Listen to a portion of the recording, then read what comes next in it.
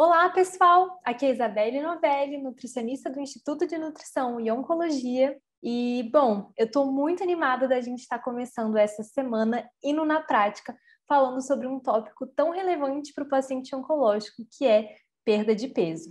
Bom, no primeiro capítulo que vocês acabaram de ler, eu espero, vocês viram que a perda de peso ela pode ser classificada de várias formas e que ela é muito relevante para o paciente oncológico. A gente conseguir identificar ela cedo neste paciente, seja num âmbito hospitalar ou no ambulatorial, é de extrema relevância para que a gente consiga dar para esse paciente mais capacidade dele ir bem ao longo do tratamento. Ao longo desse vídeo, eu vou explicar um pouquinho alguns métodos que a gente tem de avaliação nutricional desse paciente. O primeiro deles, e definitivamente um dos mais simples e importantes, são as ferramentas para triagem nutricional. Algumas dessas ferramentas a gente já consegue dizer que elas são validadas para o paciente oncológico. Então, o que significa isso? Que dentro dessa população de pacientes oncológicos, elas já foram aplicadas e, de fato, elas tiveram uma boa... elas conseguiram fazer uma boa correlação com o estado do paciente, tá? Então, algumas opções que a gente tem para usar no paciente oncológico em relação à triagem nutricional é a triagem de risco de 2002, ou Nutritional Risk Screening. A gente abrevia ela para NRS 2002. A gente tem também o MUST, que é um instrumento universal de triagem de desnutrição, ou a gente vai ter o MST, que é um instrumento de triagem de desnutrição. Além disso, a gente tem uma avaliação que a gente denomina de MINI, que é a Mini Avaliação Nutricional Reduzida, tá? Essas são algumas opções que a gente tem para triagem e avaliação nutricional.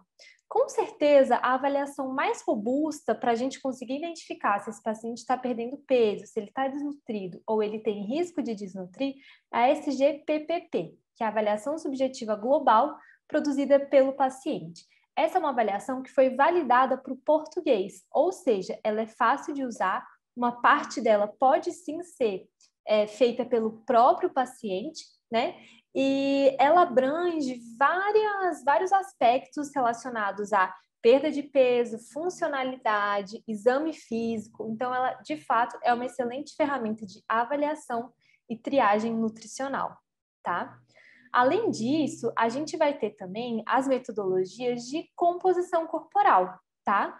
A gente vai ter o percentual de perda de peso, que é só você ir lá no stories do nosso Instagram, que você vai saber do que eu estou falando. Mas, além disso, a gente sabe que o peso e o IMC são ferramentas que não vou falar que estão caindo em desuso, mas a gente já consegue entender que existem parâmetros que devem ser controlados muito além do IMC e do peso em si. É claro que se no serviço que você trabalha ou no local em que você faz faculdade, a única forma de avaliação que você tem é o peso e a altura, não tem problema. A gente também consegue entender o que está acontecendo com esse paciente através disso. Mas a gente tem visto cada vez mais que entender da avaliação corporal desse paciente faz com que a gente tenha uma ideia melhor de como que ele está e como que ele pode evoluir. Além de ser uma forma de avaliação que a gente consegue entender se a nossa conduta nutricional está sendo efetiva para esse paciente. Ou seja, se a gente está tratando de um paciente com sarcopenia, a gente precisa entender se a intervenção nutricional que a gente está propondo para esse paciente está sendo suficiente para que ele consiga recuperar ou manter a sua massa muscular, tá certo?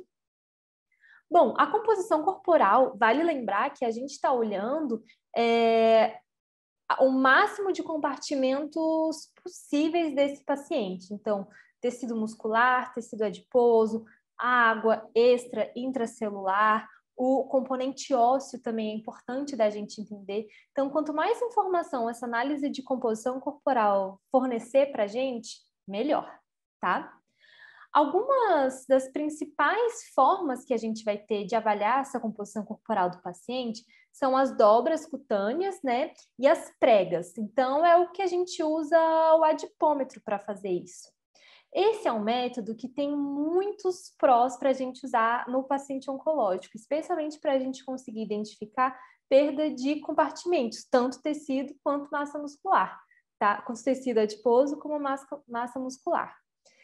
Com o pró, né, do uso do adipômetro e da fita para a gente fazer essa metodologia de antropometria, a gente sabe que esse é um método rápido, ele é portátil, né? Então você pode colocar no bolso o seu adipômetro e a sua fita e você consegue ir até o paciente fazer essa análise.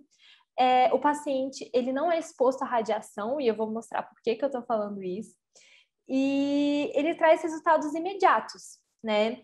O contra que a gente tem em relação a essa metodologia é que a pessoa que está fazendo essas medições, ela precisa ser treinada. E é importante que a mesma pessoa tente sempre avaliar o mesmo paciente, porque existe uma variabilidade entre o nutricionista A e o nutricionista B. E se uma pessoa diferente for avaliar, a gente começa a aumentar muito o risco de erro dessas avaliações. Mas essa é uma excelente opção. Eu recomendo muito, especialmente o nutricionista que ainda não tem dinheiro para comprar uma bioimpedância, que muitas vezes é um aparelho um pouquinho mais caro, comprar um bom adipômetro. Isso é uma coisa que dura o resto da vida, tá? Além disso, a gente tem a famosa, que eu acabei de citar, a bioimpedância elétrica. Ela é um exame rápido, ela é pouco invasiva, né? Ela pode ser portátil, é claro que a gente vai ter aquelas balanças que são um pouco maiores, que são fixas, mas existem modelos menores que você consegue também levar até o paciente. O paciente também ele não é exposto à radiação e a gente tem um resultado muito rápido. Esse resultado ele vai ser também dependente do preparo do paciente. Então, a gente pede, o próprio manual da bioimpedância muitas vezes pede, que esse paciente esteja em jejum, que ele não tenha feito atividade física nas últimas 24 horas. Então, a maior chance de erro de acontecer desse exame é caso o paciente tenha não feito um preparo adequado. É claro também que uma parte que conta muito contra esse exame é o custo elevado do aparelho, né? Então, para ser um aparelho bom, um aparelho que a gente confia, que tem reprodutibilidade, ele normalmente é um aparelho um pouco mais caro. E um parênteses muito importante quando a gente está falando de paciente oncológico é sobre a quantidade de água que esse aparelho consegue medir.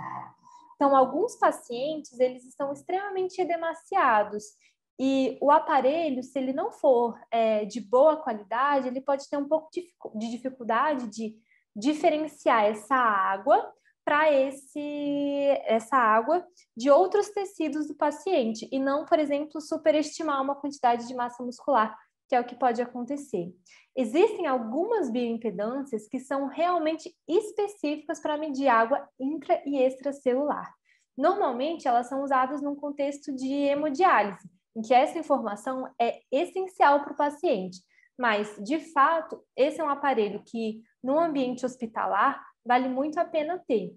Para um consultório, uma bioimpedância tetrapolar, né, no formato de balança, já ajuda bastante. Mas, de novo, lembrando que esse é um extra. O que a gente precisa saber fazer como nutricionista, de fato, é uma antropometria clássica com adipômetro e a fita métrica, tá? Além disso, a gente tem cada vez mais aparecendo na oncologia 2 métodos diferentes de análise de composição corporal. O primeiro é a tomografia computadorizada, tá? Então, o paciente ele não vai fazer uma tomografia para a gente identificar a composição corporal dele, mas na tomografia que ele fizer, a gente pode utilizar para entender como que está essa composição corporal. Normalmente, a gente vai ter essa tomografia para pacientes que têm tumores que fazem parte do tronco, né? É difícil a gente ter essa tomografia de outros tipos de tumor. Por que que isso acontece? Porque a gente precisa pegar um corte específico da coluna, porque é o preconizado, né? Porque é o que a metodologia pede. Então, a gente tem que ter essa imagem. A tomografia computadorizada, ela acaba ela pode gerar algum tipo de desconforto para esse paciente. Nem todo mundo gosta da máquina, então não é fácil a gente encontrar um exame como esse. Além disso, a gente está falando de um software que ele é caro, né? Para você baixar e você conseguir fazer essas análises de composição corporal a partir da tomografia. Um exemplo é a imagem que vocês têm no capítulo 1 do e-book. Então, aquele corte em que tem colorido azul, vermelho e amarelo, aquilo ali é uma análise de composição corporal por tomografia, tá? Cada vez mais a gente tem aprendido sobre isso e, de fato, é um método incrível para ser aplicado. Eu não tenho dúvida que no futuro a gente vai conseguir traduzir esses resultados que a gente tem visto em estudos aqui no nosso consultório. Fiquem ligados, porque tomografia computadorizada é onde eu aposto as minhas fichas para o futuro da análise de composição corporal. E é claro que a gente tem um método também, que é a ultrassonografia. O que a gente faz em relação à oncologia é fazer um ultrassom do músculo da coxa desse paciente. Isso é muito mais validado para pacientes que estão internados em UTI, onde eles ficam normalmente mais parados e existe sim essa proteólise, essa quebra de tecido muscular muito rápida.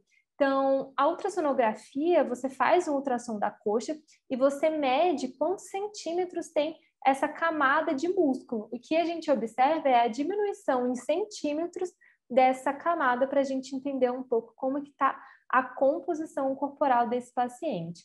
Eu acho que a parte favorável disso é que um exame rápido, né? Mas a gente precisa de uma pessoa que saiba manejar esse instrumento, ou seja, a gente tem que ter um avaliador treinado para isso, tá? Além disso, a gente tem outro método de funcionalidade, de avaliação de funcionalidade muscular do paciente, que eu acho muito bom. Esse não é um método que a gente consegue avaliar a composição corporal, mas eu queria muito falar dele com vocês, que é a força de pressão palmar. Para isso, a gente usa um adipômetro, que é como se fosse ele é como se fosse uma maçaneta em que você aperta e aí ele tem uma resistência. Você normalmente pede para o paciente sentar a 90 graus, o braço também a 90 graus, e ele faz 3 vezes esse aperto nesse aparelho. Ele não é um aparelho digital, né? E você acompanha a quantidade de força que esse paciente tem. Como eu disse, isso não mostra a quantidade de músculo, a gente não vai ter uma análise de composição corporal a partir disso. Mas a gente vai saber se esse paciente está perdendo massa muscular, porque se ele estiver tendo menos força cada vez que ele faz, é porque ele está tendo um déficit de massa muscular, mas a gente vê também como está a qualidade dessa fibra muscular.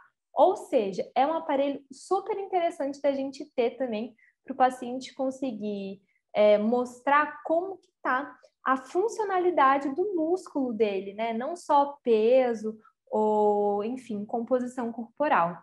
A gente consegue associar esses resultados de força de pressão palmar com sintomas como fadiga, uma diminuição da qualidade de vida, complicação no momento do pós-operatório e mortalidade também. Então, pacientes que têm essa força de pressão palmar muito baixa pode ter, sim, uma expectativa de vida menor, porque a falta, né, de músculo, a falta de qualidade de fibra muscular é muito ruim para o paciente oncológico. Bom, pessoal, esse foi um rápido resumo das principais ferramentas que a gente tem hoje em dia para avaliar a composição corporal desse paciente e conseguir, de fato, fazer um diagnóstico otimizado sobre a perda de peso dele. Espero que vocês tenham gostado. Qualquer dúvida que tiverem, não deixem de colocar aqui nos comentários, tá bom? Tchau, tchau, pessoal!